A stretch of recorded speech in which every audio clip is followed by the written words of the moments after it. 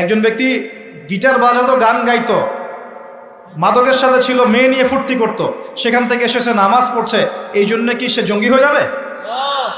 এখন সে মাশাআল্লাহ কোরআন তেলাওয়াত করছে, কোরআন বোঝার চেষ্টা করছে, আলেম ওলামার কাছে গিয়ে পরামর্শ করছে, হাদিস পড়ছে, এই জন্য কি সে জঙ্গি হয়ে গেছে? পশ্চিমারা যা গিলায় আমরা তাই গিলি। পশ্চিমারা যা গিলায় আমরা তাই গিলবো কেন? ওদের কাছে কিসের জ্ঞান আছে? পশ্চিমাদের কাছে কোরআনের জ্ঞান আছে, হাদিসের জ্ঞান আছে। ও সিলেক্ট করে দিবে যে কোনটা জিহাদ আর কোনটা জঙ্গিবাদ। আশ্চর্য একটা ব্যাপার। কোরআন এবং সুন্নাহর চর্চা যদি মুসলিমরা করে তাহলে কি তারা সন্ত্রাসী হয়ে যাবে? ওরা তো চাইবেই যেন আমরা এই কাজগুলো না করি। ওরা তো চাইবেই যাতে আমরা কোরআন সুন্নাহর চর্চা না করি।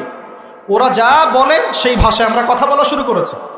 ওরা বলছে, একটু পরে আমি বোঝাচ্ছি আপনাদেরকে, ওরা বলেছে যে জ্ঞান সেটাই, ভালো করে বোঝেন, জ্ঞান সেটাই যেটা পরীক্ষা নিরীক্ষা, যুক্তি বিজ্ঞান, দর্শন দিয়ে লাভ করা যায়। আর আমরা বলছি আল্লাহর ওহী হচ্ছে চূড়ান্ত জ্ঞান। আল্লাহর ওহী কি? চূড়ান্ত জ্ঞান।